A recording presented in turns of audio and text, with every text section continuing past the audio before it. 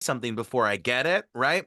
So the idea of constantly kind of having to maybe educate people who follow you, or like, hey, this is what my invention does, or let's say you had a product that is like a magic scrub.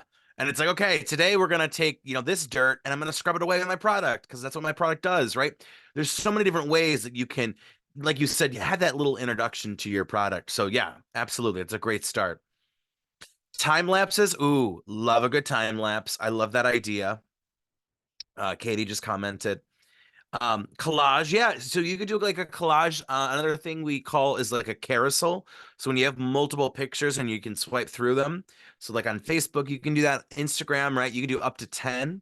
Now, my thing with the carousel is sometimes, depending what the post is, you might want to save multiple pictures for different posts. So like an example might look like, okay, if we have an event, I might put 3 or 4 pictures of the event on one post. But then let's say we have 3 new pieces of work at the museum.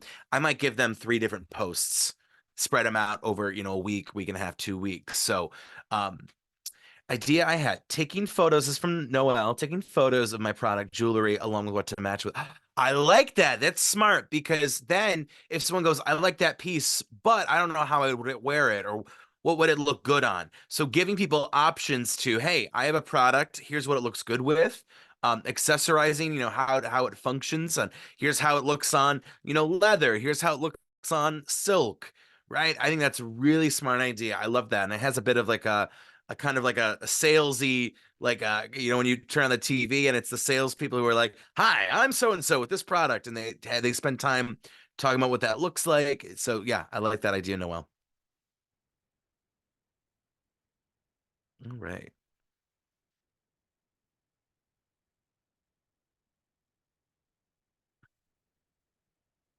Okay. Well, should we get started or should we wait another minute? Yeah, I think something.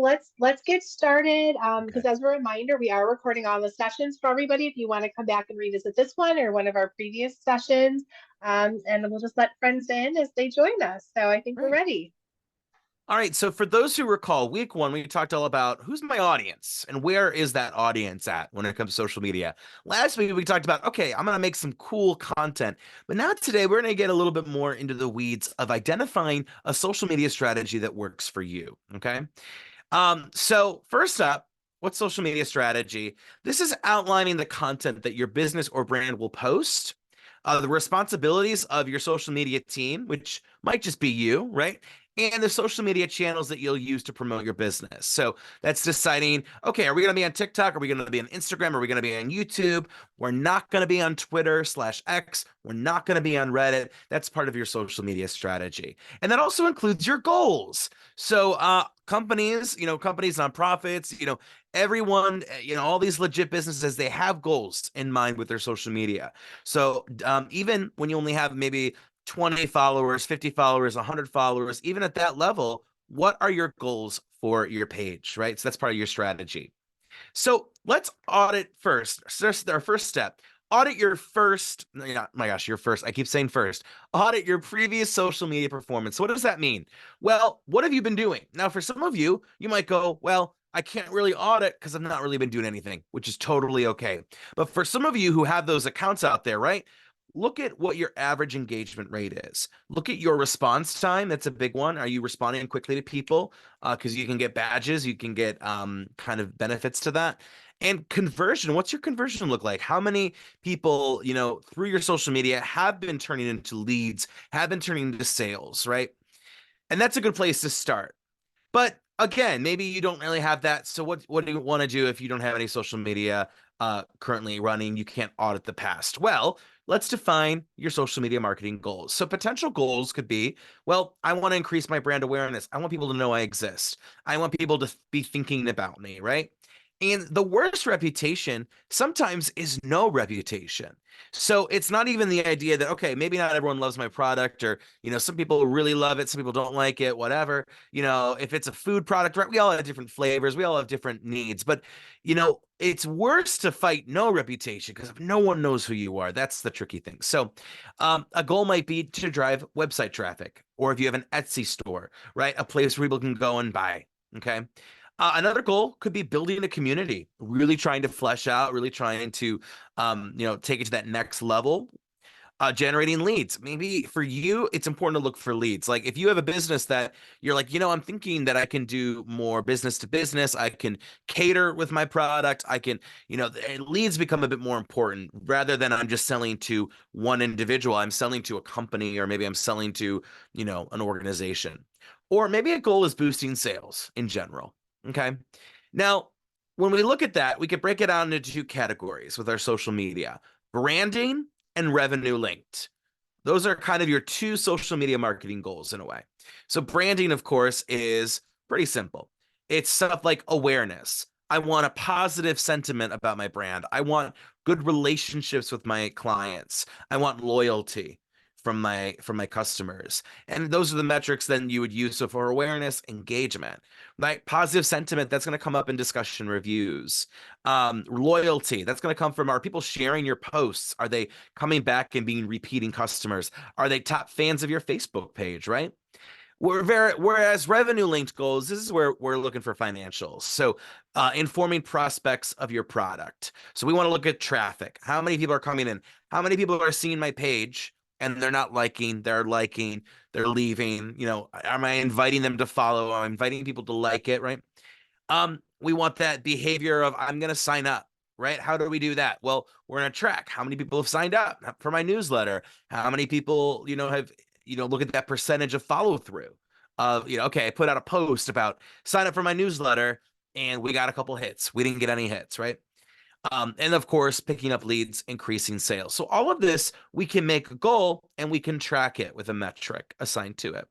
Now, SMART goals, literally, right? I'm sure some of you have heard about these. SMART goals are specific, measurable, achievable, relevant, and timed. So what does that look like for a social media post? Ooh, there we go. I was going to say, my clicker was not clicking. So an example might be, right? If I say to you, I want to increase my brand account's followers by 5% over the 2024 year. So from the top of January all the way through this year, increase by 5%. Now, you would never say, right, I'm going to add 500 followers, especially if you have, 10 followers. That's a lot, right? But 5%, okay, let's say you have 200 followers. What's 5% of 200, right? I think is that 10? Oh no, the guys, my math is failing me. 2005, 40. You're gonna get, oh my gosh, I was way off. This is why I work in social media. I'm not a math teacher, right? Okay, so can we get that amount? Is that more achievable, right? So actually I think it is 10. Anyway, point is, oh my gosh, I'm gonna do some math tutoring after this, you guys. You're gonna put me back in algebra class. So when we look at that goal, right? What's specific? I'm gonna increase my brand accounts followers. That's very specific, right? It's relevant. Followers are great. If you can build followers, that's great. By 5%, that's an achievable goal. We can do that over a year. We can try very hard to do that. 2024 year, right? That's timed. You have a year and we can measure that as well. So that's a really smart goal. So a goal like that is something that you want to put in your social media strategy, right? So does my content meet the platform? We've talked about this a lot, but it is part of social media strategy. So I'm going to fly through this real quick, but Facebook, right? Geared towards news, entertainment, video content performs well. If we were on Twitter, also known as X, right? News, hashtag trending topics. Instagram's great for visuals, pictures, short videos, and TikTok, entertaining, authentic, what we call snackable. So it's kind of like a little digestible, like, ooh, it's like a nom nom nom. And then I move on with my day. That's important as well. Now it's time to set up the account. Once you kind of have all this in mind, if you don't have your account set up, well, set them up. It's pretty simple to do. I would consider tying them to an email specifically for your brand. So hopefully most of you might have that email where it's, your company at Gmail, your company at, I don't know, Yahoo. People still use Yahoo. And this is a great quote from Angela Percaro, and she's Benefit Cosmetics social media manager. And she talks that for her makeup tutorials, we're all about Snapchat and Instagram stories. Meanwhile, our account on Twitter or X is designed for customer service. So when you're setting up those accounts too, be thinking about, what am I going to do with this account? What's that going to look like? Write out a mission statement for each network. That's a good way for you to understand what you're going to do in that social media. So, we're going to use X for customer support. to keep email and call volumes down. We're going to use LinkedIn for talking about our company culture and to help with recruitment. We're going to hire through LinkedIn. We're going to use Instagram to highlight new products and repost quality content from influencers who use our products. So see how it's the same brand, it's the same company, but look how they're using social media differently. So it's going to have maybe different content, it's going to have a different feel, it's going to have different captions, it's going to have a different maybe tone, the way it's written. Now, you're probably thinking, oh my goodness, all these social media apps and platforms, I don't know if I have the bandwidth to do all those different things, okay? Focus on one, focus on two maybe, right? Facebook, Instagram, TikTok. Start there. At some point in the future, you might go, okay, I think I need to get on LinkedIn. Okay, I need to get on X. I need to get on these other, but for now, right, we can focus on one or two. And make sure too that you're filling out all the profile fields. So Facebook, this is from the Akron Art Museum Facebook page. You get an intro section. Is there an address? Is there a telephone? Is there a mailer? Now for telephone, I probably wouldn't put it your personal, but guess what? You can get a Google phone number for free. So if you need a telephone for free that you don't want your personal, use a Google voicemail option that can go through the computer for you. Hours, website, ratings, if you could tie in your ratings. We also have a Wi-Fi designation. Think about keywords people would use to search for your business, right? If you're selling cookies, right? Cookies should be in your intro. If the company's name is not so-and-so's cookies, maybe it's like chip and I don't know, macadamia. I don't know. We'll come back to the name, right? So maybe that doesn't say cookies in the name of your company, but in your intro, right? We sell cookies. We're your best place to get, scrappy cookies, whatever that looks like, that needs to be in your intro for keywords. And we want to be consistent with our branding, logos, images across networks so your profiles are easily recognizable. So a good example of this, I took both Coca-Cola and I took one of my favorite charities here in Cleveland, Cleveland Animal Protective League. And notice how they both are very similar. Their profile picture for the page is their logo. It is, what you see, and if you know the brands well enough, that's Coca-Cola, that's APL.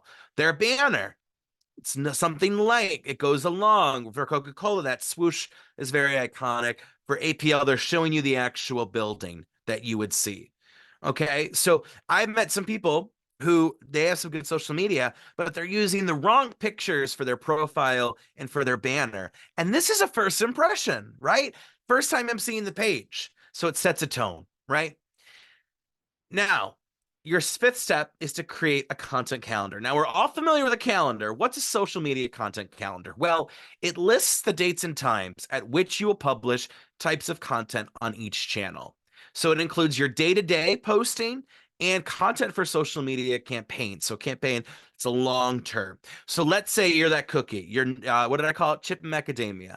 And you're like, okay, we have our new summer cookies available from May through July. So we're going to start advertising them right now because it's April 17th. So our summer cookie special, that's a campaign that we're going to run from now through July to go along with that product. Now, your calendar ensures your posts are spaced out appropriately and published at the best times to post. So this is actually Ladder. This is what I use at the museum. And you can see most of these are in sets of 3 because Facebook, Twitter, and Instagram. And the good news is we use them very equally to each other. There's sometimes certain content that gets put on stories on Meta, so on Instagram and Facebook, that doesn't go on Twitter. And sometimes we do some more Twitter stuff where we're using like a lot of links and, hey, here's what's coming up this week. And we do a linked post. But for the most part, right, a lot of this is like pretty pictures, pretty videos, what's going on. It could be as simple as this, though. This is another example I pulled, right? And you can see that each color, they have a different color for LinkedIn, Facebook, Instagram, and Twitter X. And it looks like they have a different person in charge of each platform. And they're kind of telling each other, okay, what is it looking like? What's that going to do? Now, it's really easy. You could do this in Google Sheets if you have Microsoft Excel at home, right? So this is an example I made, right? I'm just putting, maybe I'm going to focus Monday through Friday. Maybe you like to focus the whole week. But the point is, you don't have to be on a fancy website. You don't have to be paying a lot of money to have that calendar. Now, a calendar really comes in handy when you have a couple people working together for an account. Let's say you have 3 business partners, right? And the idea of all 3 of you posted at the same time, that's not going to be effective for your brand. So this could exist so that you all are all on the same page of what's being posted and when that's going to be posted. Next up, content mixing. What does that mean exactly? So this is a very popular rule. 80% of your posts should inform, educate, or entertain. 20% directly promote your brand. Now, this is a really good rule. I think you could probably get away with a 70-30. What this is really calling attention to is that you want to avoid that constant promotion of the brand where it's like, buy my stuff, buy my stuff, buy my stuff. You want to really dive into, hey, my product does this, or hey, we're doing a fun dance with our product for TikTok, right? So those are ways where you're kind of implying to people, hey, like, here's my brand, buy my stuff, but you're not directly saying it. So then you can save that direct statement when, hey, it's BOGO week, buy your favorite jewelries now. Earlier we talked about, I think it was Noel maybe, about using the jewelry. What looks good with the jewelry, right? You could keep it as simple as, hey, our new lovely pearl bracelet looks really good with, black shirt. It looks really good with, this kind of fabric. It's perfect for, when you're going out in the town. And you could kind of leave it at that, right? Maybe you kind of include a little link at the end, right? But the idea is I'm watching that video and I'm like, oh my gosh, like, I love that. Let me look into it. Let me buy it. How many times have we gone through life where we bought things not because we were told to buy it, right? We bought things because we're like, that is cool. That's fun. That's unique. Or it fills a need. Ooh, I'm so hungry and I needed a cookie. Okay. Now, this is a fun one too. So they talk about social media content marketing rule of thirds. So this is another way you could approach it. 1/3 of your social media content is promoting. It's converting your readers. It's people who stumble upon your Facebook. It's generating profit. Another 1/3 could be sharing ideas. It could be from you, from your company. It could be from other people, reposting, resharing, supporting each other as entrepreneurs, what's going on locally, right? If let's say my product is an art product of some kind, right? I might share, oh, look at the upcoming exhibition at the CMA, Cleveland Museum of Art. Look at we have a whole craft fair with all sorts of people, etc. And the last 1/3 of this content, personal interactions with your audience. Give us a little bit of like what's going on. Hey, it's been a busy day here at the shop and, the storm just happened and, we had power outage, but and there's a fun story there to tie into. So that's another good way to look at your content mix. Here's another example. 50% of your content will drive traffic to your website. That's our goal. Okay. Another 25 is curated from other sources and links.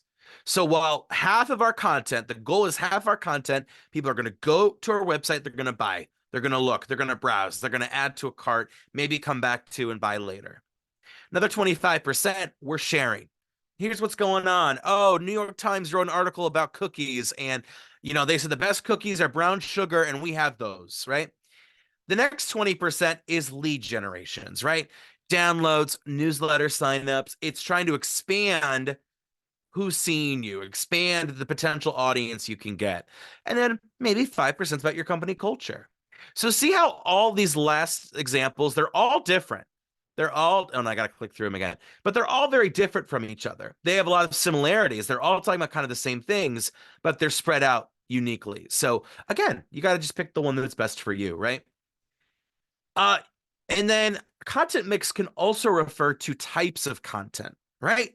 Photos, graphics, videos. We have a podcast. We do, we're going to be live in person at this venue, right? So a good mix of the type of content is just as important. If you're only posting, let's say graphics don't do as well as photos and candids because graphics usually come with text. And how many of us we've seen a post with a lot of text and we're like, scroll, keep it moving. So you want to be careful how many graphics you're putting out and how many text heavy graphics you're putting out. Because if that's all you're putting out, right, it's the same thing over and over. I don't have any pages that come to the top of my head, but think about a page where you're like, this is the same stuff and it's not exciting, and they're just kind of yelling into the void. Don't yell into the void. Yell into the void with purpose. So this is an interesting data from Sprout Social about types of content that consumers like to see from brands they follow on social. The number one is highlighting the product or service. So a couple of you mentioned the top, right?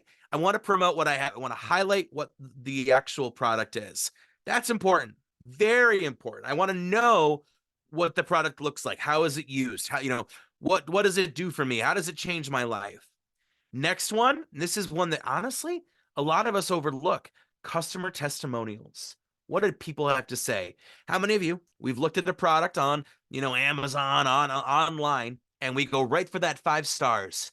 And we want to see who put 5 stars, who put 4, who put 1, right? So think about, what can I do content-wise with my customer testimonials, with my customers, right?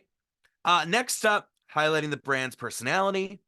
Authentic videos. See how it says authentic, less produced videos? Contests, polished, highly produced videos. So see how people actually want more genuine, less produced, authentic videos than they do highly polished ones. Okay. And then you have collabs, and then you have behind the scenes content. So these are some great ideas for you to start thinking about. What's the type of content that I can make in the sense of what's the goal, right? Well, clearly, number one, promoting that product for sure. Okay, let's keep it moving. Figure out your voice. And I don't mean voice like la la la. I mean voice like the actual voice of the brand. Now, your voice might be different from your brand's voice. A good example is me. My voice is loud. I'm like all hyper energy. But when I am trying to speak as the museum, right? The museum, it's a little bit more polished. The museum's fun, but not too fun, right? It's a museum after all. So that's different. How I write, how I perform on the camera, how I put together content for the museum, that's going to be different from content for me. How do those captions sound? Will you use slang? Will will your brand be like, hey, what's up? Instead of you spelled Y-O-U, is it hey y'all, hey ya? Those are different ways that brands can maybe use that as their style, but maybe it doesn't work. Will it be more polished and accomplished? Will it be more casual? Will you use the we or I, or speak in third person, right? Hey, we're happy to announce our new cookie. Or, Chip and Macadamia are proud to announce our new product. See how both of those have very different tones, very different voices, okay? Now, this next one, I'm going to tell you, this is a very tricky topic. Everyone wants to talk about this, but the science is very split. And by science, let's say lowercase s science, okay? When's the best time to post? Okay, well, HubSpot says looks like Thursday to Sunday for Facebook, more so in the late morning, afternoon. Instagram, Thursday to Saturday. They say noon to 9. If we look at the others, TikTok, let's talk TikTok. They say the best time, noon to 9 on Friday on TikTok. Okay. But then if we turn over to CoSchedule says the best times are 7 p.m., 3:15 p.m., and 8:41 a.m. in your target audience's time zone. Now, why that's important is because let's say we're here on the East Coast. Let's say your target audience is West Coast. Then you wouldn't be putting out social media at 7 p.m. You'd be putting it out at 4 p.m. for West Coast time. Or no, you'd be putting it out at 10 p.m. Excuse me, I went the other way. Oh my goodness, I'm like a groundhog. You'd be putting it out at 10 p.m. our time, because that would be 7 p.m. West Coast time, okay? The best hour-long periods, if you're trying to do an hour-long live, they say 9 a.m., 7 p.m., and 10 a.m. And the worst hour-long periods are in the morning, 2 a.m., 3 a.m., 1 a.m. That kind of makes sense, right? A lot of us were in bed, or maybe we can't sleep and we're doing this, but we're not really watching social media that late, okay? But then if we look at Sprout says, well, peak times are Tuesday, Wednesday, Thursday from 9 a.m. to 2 p.m. Facebook's peak engagement, mid-mornings on weekdays. Instagram, weekdays from 10 to 2. Tuesdays and Wednesdays extends to 4 p.m. And TikTok, best on weekdays, particularly Tuesdays and Fridays from 4 to 6. and mid mornings from 9 to 11 on Wednesdays and Thursdays. Now, if you're like me, wait a second, these are all different. What's going on? Well, here's the rule of thumb. What should you do? Try posting similar content at different times on a platform and see what works for you. So let's say you have two videos that are very similar. One week you're going to post one at, okay, I'm going to take the first example. I'm going to go at 11 a.m. on Thursday, right? See how that did. Next week, try it the same day. Maybe try it at 6 p.m. See how they perform. Okay. Try it a few times. Try it over and over. And sometimes you'll be told, I know Ladder tells me, hey, this is the best time. Your followers, this is when they're most active. TikTok actually will tell you, if you go to your analytics of your TikTok page, it will tell you your followers are most active at what time. For me, it's 9 p.m. They say 9 p.m. for me, which is interesting. And of course, we want to consider that audience, right? So if you have a product that's for people your age who are in school, well, they're probably not going to be on their phones at school, or at least they shouldn't be, right? So maybe I'm not going to post on TikTok till after school. Okay. Maybe maybe my audience is a lot of older people, and I'm thinking, well, they might wake up early. They might wake up with a cup of coffee and sit at the table and scroll on their phone. So maybe I want to post earlier. Maybe I want to post at like 7, 8 a.m. so I can get that kind of crowd. Okay. Step number 9, check the competition. Okay. Who is your closest competitors? And it doesn't even have to be people here at YEI necessarily. It's in general, right? Okay, if I'm a landscaping company, I want to look to other landscaping companies in Cleveland. What are they doing on social media? What are big landscaping companies doing on social media? What channels are they using? Right? And that could be an opportunity as well. If everyone's using Facebook, no one's using Instagram, that could be viable for me. And critique them. What do you like? What do you not like? And that will really help you. Because if you can go on a page and say, okay, I loved how they advertised this cookie, but I think their funny content isn't as funny, or I don't like how they use trends because it makes it look a little silly and yada yada yada. Okay. See how the content they're producing, how that's performing as well. Why did it go viral? Thinking about those kind of things. That all helps you become better at deciding your social media strategy. Where they need to improve. And listen, we all need to improve. I know I need to improve on my personal. I need to improve on for what I do for work. You're constantly trying to do better, constantly trying to get more interaction, engagement, right? So there's definitely no room for anyone to say, nope, we know what we're doing, right? So, and last but not least, who does what? So for most of you, this is going to be an easy answer. So you could already check this off your list, okay? If it's just you and it's just you, then you're going to do everything, right? You're probably going to do everything. But if it's you and maybe a parent, you and a friend, you and a co-partner, that would be, okay, well, who wants to do what? Maybe you like Instagram, they like TikTok, right? Maybe one of your business partners is like, listen, I hate social media. You love it. You handle it, So have that conversation. Maybe you're with, you're at an age in your business or who you are where you got to go to your parent or your guardian, right? And say, listen, I really want to create this Facebook page, but like, can we do it? You and me together. Let's go in halfsies, and we'll do it and who's going to have access, and I'll come up with the content. You can post the content for me. So see, you can create like a really good system of who's doing what. And in the future, let's say 10 years from now, you've gone on to become a multi-thousandaire and you're repping YEI and you're becoming the next generation of business leaders here in Cleveland or in the world beyond. Guess what? If you don't like social media, you can outsource it. There will be plenty of people like me who all we do all day, we spend 14 hours doing social media stuff, right? So don't feel like, if you feel like this class, you're like, it's so cool, but I don't know if this is meant for me in the long run. Don't worry. There will be plenty of time in the future. I think it's very important to learn, very important to be aware. And as a business owner, your social media, you should definitely be part of what it looks like. But for that day-to-day management or for that content management, you can always outsource that in the future. So, all right. So we got through today, right? Our next step is, well, we've identified our audience, right? Who's the audience? And we've talked about making content, right? So let's put this to the test by writing out a week's calendar worth of content for your brand. Plan it out, and then hopefully you can execute it. Now, You don't have to write all this stuff, right? Those 2 posts you have, if you have those 2 posts or you're thinking about those 2 posts, put that in the calendar, right? Monday at what time? Wednesday at what time? Monday on what time on what platform? Wednesday, what time, what platform? Maybe you say, okay, I have Facebook and I have TikTok, and I'm going to do it on different times. Or, okay, I edited it differently. The TikTok is going to be a 30-second version. The Facebook's going to be a 2-minute version, right? So that's kind of what your calendar could look like. So the considerations, again, platform and time, and thinking about what's the goal? What's the goal of this content? And if you look at your calendar and let's say you have 3 posts and all they're doing is brand awareness, but there's not actually a, hey, come to the website, come buy the product, right? Missed opportunity.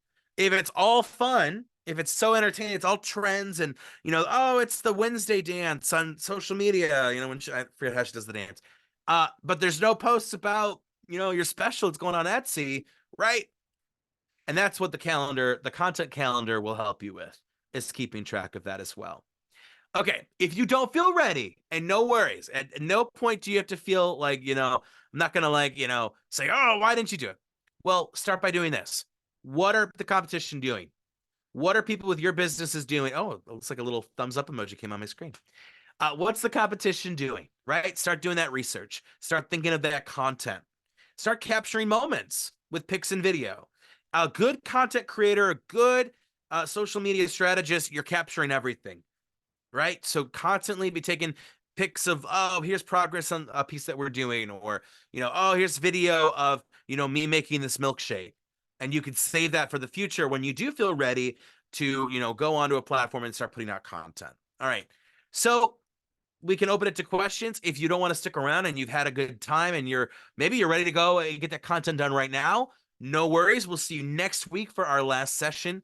But otherwise, if you want to stick around, if anyone has any questions, you can put them in the chat, or feel free to, unmute yourself and throw it out into the wind.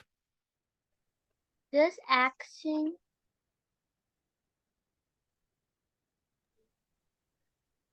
What was the question oh, again? I was asking, are we gonna have class next week? Yes. So next week is our last class. Yes. Great question. I know it's already flown by, and I'm sure some of you are so devastated that you won't be able to have more classes. Don't worry. But next week we're going to close it out by talking about kind of managing your accounts a little bit. So Yeah. we're going to talk a little bit about consistency.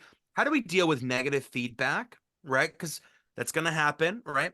And how do we stay updated with what's happening? How do we know where to go to find out those trends? And what does community engagement look like on social media? So that'll be our last class next week. So Yep, same time, same place. And you also will get an email reminder from Evan Ewell again with the link if you need that also. Any questions? Okay. No, yeah, no more question. Thank you. You're Oh, welcome. Sachin, you did some time-lapse videos. That's awesome. Time lapse are fun, right? It's really fun to see, especially when you have like a piece, like you said, of you drawing, right? So you start with that empty canvas, and by the end, you've transformed. That's a really cool piece of content. So great job. Well, bye.